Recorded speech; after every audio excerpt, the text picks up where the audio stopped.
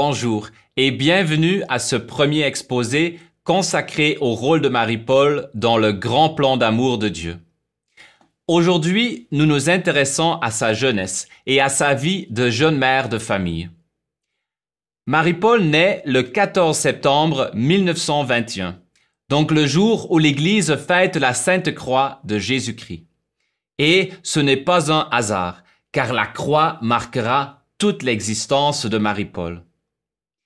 Elle vient au monde dans un petit village appelé Lac-Etchemin, dans la province de Québec, qui est située à l'est du grand pays que forme le Canada.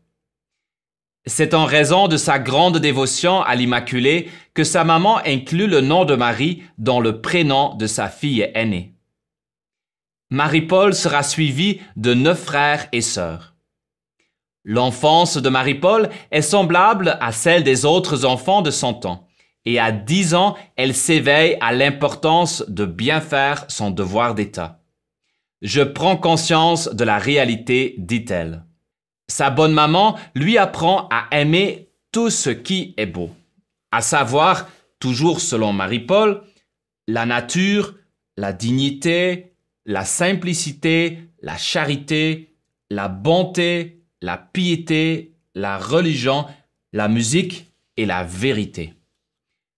Sous l'influence de sa mère, l'âme de la jeune Marie-Paul s'ouvre à la prière et elle aime se retrouver dans les beaux décors naturels de son village qui favorisent l'échange avec Dieu qu'on appelle oraison.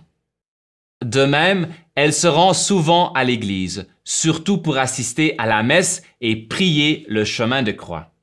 Elle dit à ce sujet « J'aime me retrouver au pied de l'autel afin d'implorer les bénédictions de mon amour. » Dans ces mêmes années, la jeune Marie-Paul commence à rendre des services partout où elle passe.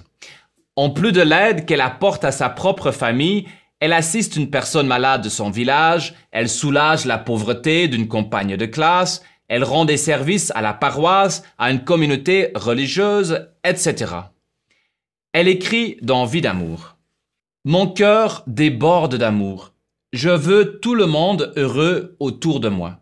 N'ayant qu'un désir, je me donne continuellement sans songer un instant à la fatigue que j'accumule. » À 12 ans, Marie-Paul apprend que les souffrances physiques et morales peuvent sauver des âmes. C'est alors qu'elle saisit l'occasion d'une opération de l'appendice pour offrir ses souffrances à Dieu en vue du salut des âmes.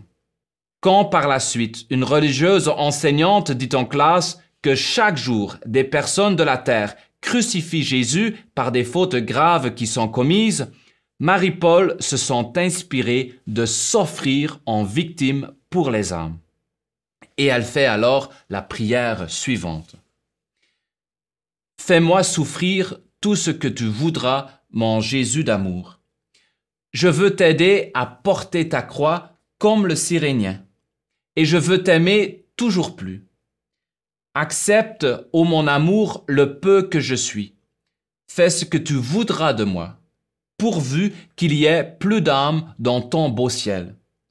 Je t'aime tant. Je veux partager aussi les souffrances de Marie, cette si bonne mère que maman m'apprend à aimer. Je veux être victime comme toi si tu le veux. » Cette prière marque le début de la vie d'offrande de Marie-Paul. Par la suite, sa fidélité à cette promesse la conduira jusqu'au sommet de l'amour. Peu de temps après avoir fait l'offrande de sa vie, Marie-Paul entend pour la première fois une parole intérieure. Elle en recevra tout au long de sa vie, ainsi que des visions, des songes et d'autres grâces encore qui ont pour but de la guider et de la soutenir dans sa grande mission. Sur le plan de sa vocation, Marie-Paul chérit d'abord l'idéal de devenir une religieuse. Elle pense même devenir missionnaire en Afrique. Or, la Sainte Providence en décide autrement et conduit Marie-Paul à l'âge de 22 ans à se marier avec un jeune homme qui s'appelle Georges. Dans les années qui suivent, elle connaîtra 5 fois le grand bonheur d'être maman. Elle a maintenant la responsabilité de donner elle-même la belle formation qu'elle a reçue et de partager les précieux enseignements de sa maman enrichis par sa propre expérience de vie. Par vie d'amour, les mamans et les papas disposent de plusieurs exemples pratiques pour les accompagner dans leur vocation. Si Marie-Paul a connu la joie d'être maman, sa vie n'était pas toujours facile. Pendant les années de son mariage, elle doit endurer des souffrances de toutes sortes, et celles-ci la conduisent souvent aux larmes, qu'elle essaye d'ailleurs toujours de cacher aux autres. Elle se rappelle alors son offrande, et elle continue à accepter les contrariétés que la vie lui apporte et qu'elle ne peut pas éviter. À travers les épreuves, son amour pour Dieu et les âmes ne cesse de croître, et c'est à grande vitesse que Marie-Paul grandit en sainteté. Sa riche vie spirituelle et sa grande bonté font en sorte que de plus en plus de gens recherchent son soutien et son aide pour avancer vers Dieu. Entre-temps, le Seigneur continue de la soutenir et il lui annonce qu'elle fondera un jour un beau mouvement, un merveilleux mouvement. C'est ici que s'arrête notre capsule et je vous remercie beaucoup pour votre attention.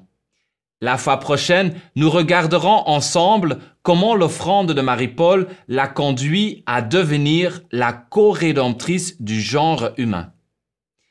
À présent, je vous donne ma bénédiction.